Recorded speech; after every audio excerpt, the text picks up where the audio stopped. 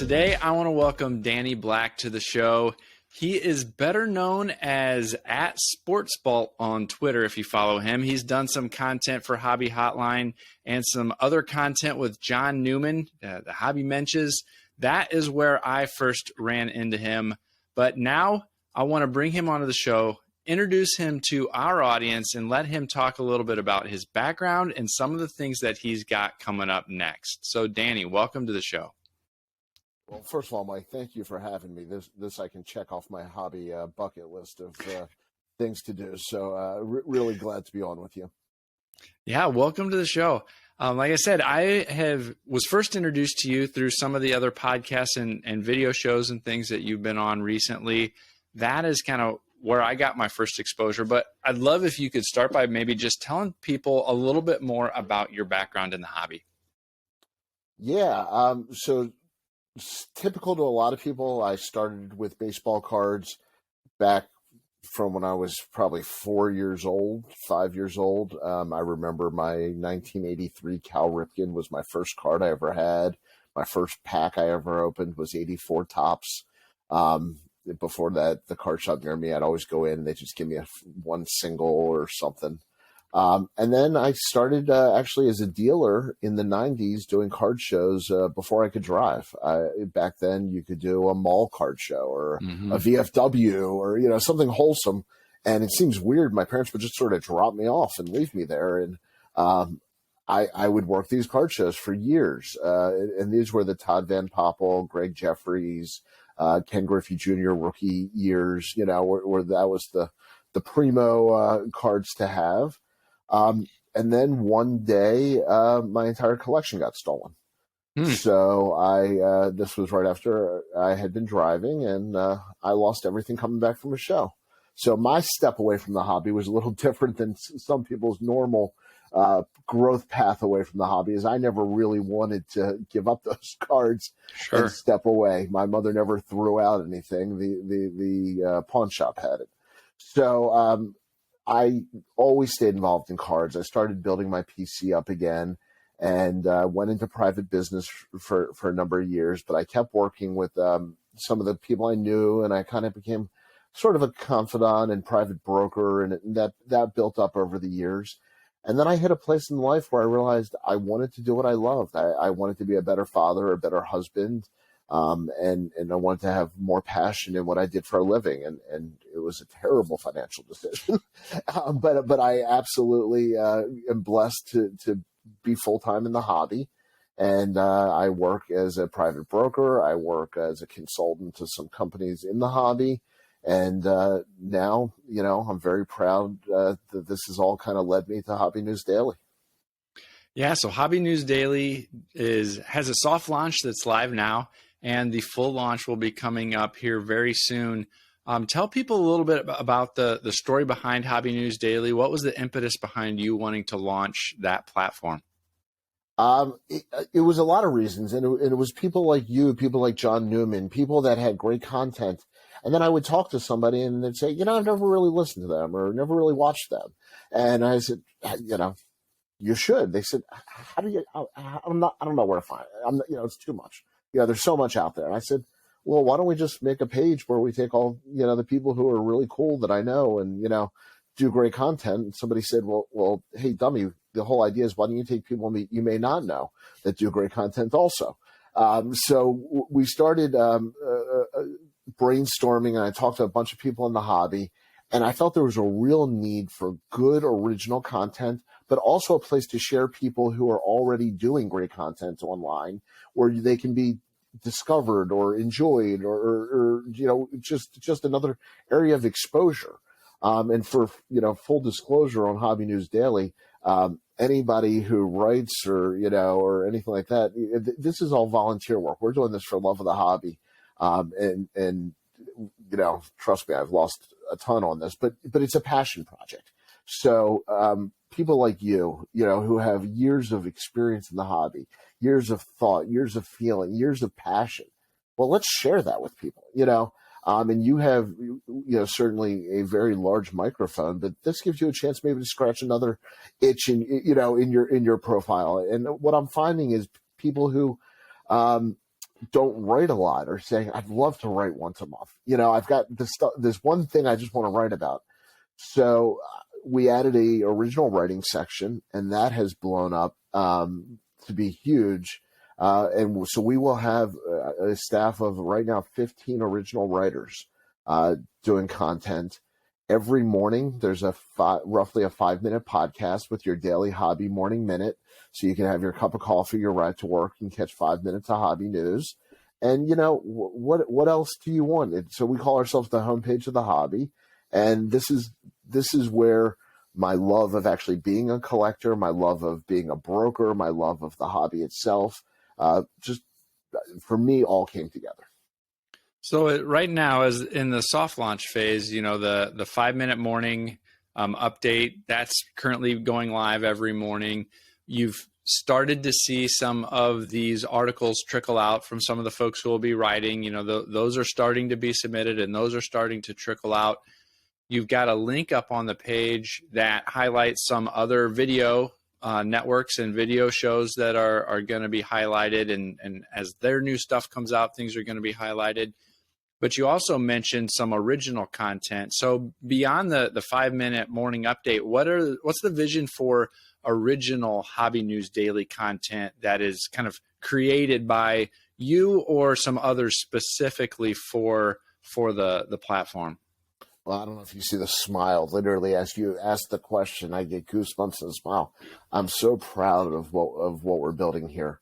There's two areas. Well, there's three, but you mentioned the morning minute, so that's one. The other two that are really exciting is we've partnered with Ryan at GemRate.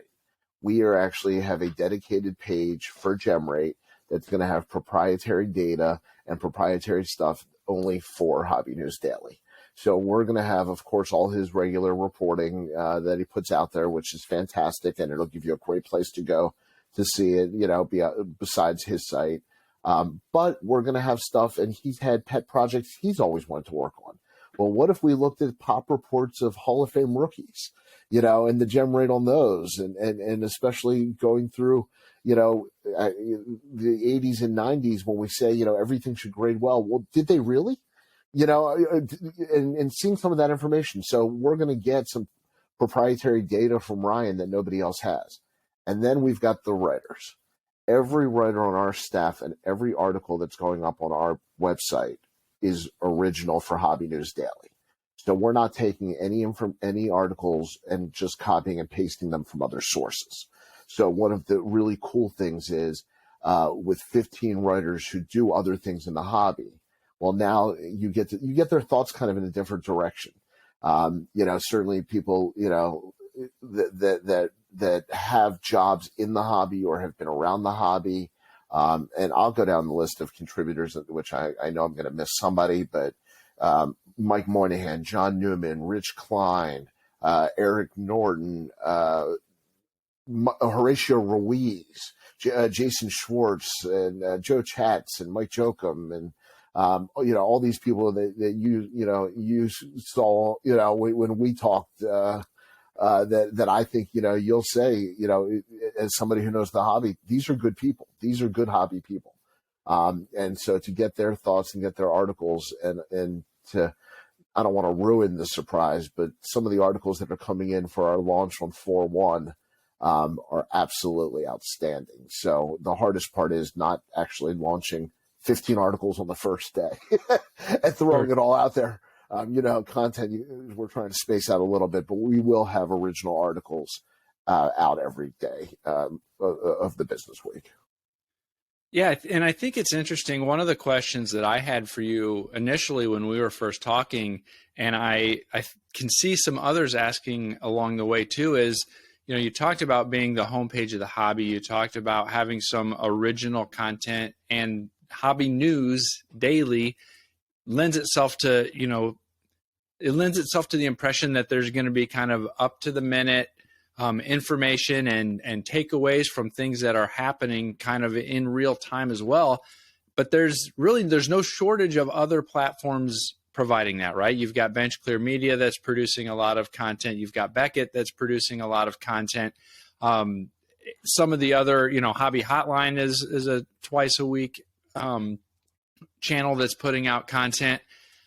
And so one of the questions that I can see people asking is, how is Hobby News Daily going to be different, or how do you see them fitting in with that breadth of other content that's coming out with some real-time information? But kind of the question, the sub question under that also is, if people notice, a lot of those other platforms are also going to be contributing to Hobby News Daily, right? Beckett is a sponsor. Some of those other platforms that I mentioned are people who are going to be contributing content as well. So how do you envision that environment kind of all working together? And you're right. I've gotten this question, and it's a fantastic question. So I feel there's two different ways to react to news. One of them is simply get on Twitter, hit retweet, or give a quick opinion, and try to race to be the first one to get it out there. And that's great. And there's definitely a lane for that. And I subscribe to all those people, and I want to see it also. But then there's, hey, every morning we're going to take a couple minutes to tell what's going on. Does that give us a chance from the news breaking at 3 p.m. on Tuesday to then give an intelligent opinion the next morning, so people can get caught up on the information? The reality of it is, we don't work in an industry that is life and death. We don't work in an industry that most of the time, the news is truly harrowing. Should that arise, should Fanatics make this grand announcement that's going to change the face of baseball card humanity, we will have a quick reaction, and we have 15 writers who are probably, going to say, I have an opinion, let me get an article out, and we'll get that up. One of my roles is I've backed off hosting the Morning Minute. We've got two great hosts, Mike Jokum and Adam Palmer, two fantastic guys that will be splitting up the week.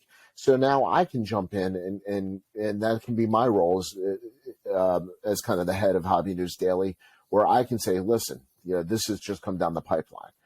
My full-time job is the hobby. So the ability for me to jump in and cover that, so to speak, or give a quick, information update, that's part of my role. But then I want the really smart, intelligent hobby people to say 24 hours later, here's a much more educated thought. Here's not a reaction.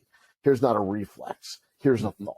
And I really think there's two ways to handle that. So of course we'll hit the immediate information, when it matters. But we also will say, here, the reason we put these people together and the reason we do this Morning Minute is so we can talk about it maybe from a little bit of a broader stance. Yeah, that makes a lot of sense.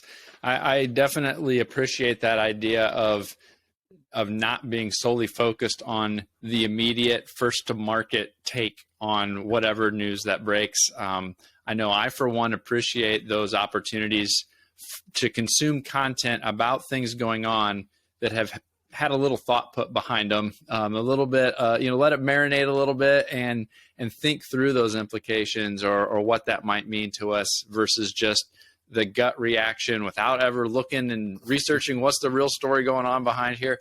And so I think that's a good way to envision that or to think through that. There's going to be some of these other platforms contributing content to Hobby News Daily. Is there any thoughts on how Hobby News Daily is going to try to, I want to say infiltrate might not be the right word, but how it is going to kind of disseminate its information around the world? I mean, through social networks, through podcasting, through YouTube. Like, what's the thought on how the Hobby News Daily content, other than the web page as a landing page, is going to kind of disseminate what's going on with the site? Great question. So one of the things that we are quite frankly considering ourselves is partnering with our writers and content creators. So in today's world, I mean, it's so funny. We talk about being, reacting to news information, and we're talking, we do an every morning reaction, and that seems like it's slow in today's world, but when you have these people and you want to get this information out, there is cross promotion. There is the ability for a writer to say on their own platform to the people who already like them, this article's out there, and get that shared from their perspective. So we did an analysis of the Kevin Bacon network of fingers that come out of Hobby News Daily. And we think the hobby is like 4 degrees of Hobby News Daily. So we're very lucky in that the voices that will naturally and organically get that word out there in the beginning is certainly going to be what we have to rely on.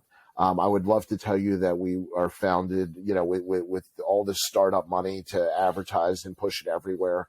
But we are working from our backsides, and hustling for every minute. So in the beginning, we're definitely going to be cross promoting as a key. As we grow, we're actually going to be moving to a full mobile app, and that'll allow for push notifications. That'll allow for other things. And our goal is to continue to keep this free to the users. We had been talking, we kind of mentioned that the soft launch is currently live. When is the full launch slated to go live? Sure. And I'll be the first one to admit soft launch means we're trying to figure out all the mistakes we make before we tell people to look too closely. So that's what the translation of soft launch means. The full launch, which we translated to hopefully we've gotten everything worked out, will be April 1st. Now, April 1st is kind of a not just April Fool's Day, which to me cracks me up, and there's nothing funnier than starting a company on April Fool's Day and thinking I'm going to, have great luck. But it's the beginning of baseball season. It's during the Mint Collective. It's during the show in Chantilly. It's just this kind of hobby-centric kind of confluence of all these events. And we said, that's got to be our launch day. So April 1st is our official launch day. We'll be dropping a whole bunch of new articles that day. We'll have kind of some expanded morning minutes. We will have, if not myself, other people on the Hobby News Daily team at the Mint Collective. So we'll be giving updates to speak to your early point in real time, from the Mint Collective. And hopefully having people in Chantilly doing the same. So this is, part of our ability to have people in different places and give kind of those real-time updates. And that'll start on April 1st. Yeah, so that's going to be, as we kind of are talking now, this episode will be going live just after the official launch. And so Fantastic. All of you out there should be able to go and check out what that looks like, how things are shaping up, and can't wait to see some of those updates, especially from the Mint. From what we're hearing, there's several different announcements that may be coming. We've heard that in the past as well. So personally, I'm taking that a little bit with a grain of salt because we've heard rumor and speculation about announcements at pretty much every industry event that's happened in the last year and a half. And so I'm taking it with a grain of salt, but I'm also going to be paying attention to see what comes of this upcoming Mint. Well, somebody made a joke that the in thing now in the hobby is to make an announcement that you're going to make an announcement. Yes, I can see that. Well, I congratulate you on this effort. I think it's got a lot of potential to really be kind of a one-stop shop for collectors to go to kind of stay up to date on what's going on. I love the approach that you're taking to bring in a variety of different content creators who kind of specialize in a wide variety of topics, from the modern stuff to vintage, audio, video, written. I think that's a pretty cool opportunity. So I want to congratulate you on that. On your own kind of personal note or personal collection note, one thing I wanted to hit on just in your background is, I know you're from the Baltimore area. What do you PC? What's your collection look like? I see a display of vintage behind you. But what else? I see the Bo Jackson as well, the 90s score Bo Jackson. What's your personal collection look like? Well, first of all, you are one of the few people that's ever called Bo Jackson. That is one of my favorite cards of all time. I don't care about the price. I don't care about the grade. If you're of a certain age and a certain generation, that poster and that pose will always resonate. So what's my personal collection? Things that do that to me. The vintage, it is all vintage over there, but it's actually the 1954 Orioles team set. Okay. That was the year the Orioles moved to Baltimore. So that was the first year in Baltimore. So for me, that had a significance that I wanted to have represented. So a lot of my personal collection is personal. I'm putting together the 1957 full top set right now. If you're a baseball card dork, 57 is significant in so many ways, the standardized card, but it's the rookie year for Brooks and Frank Robinson. So there's a little bit of that personal affinity. And then I do PC the Bill Ripken era card variations. So I cannot help it. There's a little boy in me that still gets a giggle. And most of the variations are black boxes and white scribbles and all sorts of stuff. And so I PC that very casually when I go around, but I've been working on that and over the years slowly rebuilding my collection. Very cool. Where can people go to find you, to find Hobby News Daily? If they want to kind of connect with what's going on, let people know where they can find you and the new Hobby News Daily platform. Yeah, absolutely. So to be consistent, hobbynewsdaily.com, at Hobby News Daily. And I'm SportsBalt, which is short for Baltimore. So it's at SportsBalt, sportsbalt.com, consistent across all platforms. Very cool. Anything else you want people to know about what's going on before we go today? Yes, of all the people in the hobby, I was so excited, Mike, when you agreed to come on board Hobby News Daily and join our team. The amount of people who speak highly of you and respect you, and when you agreed, I knew that we were onto something special here. So I'd like to give you a personal thank you, and I know a lot of people are excited and glad to have you aboard as part of the Hobby News Daily crew as well. Well, thank you. I really appreciate that. I was honored to be asked to be a part of it, and look forward to what it's going to become. Yep, absolutely. So thank you for having me. Yeah, thanks for coming on.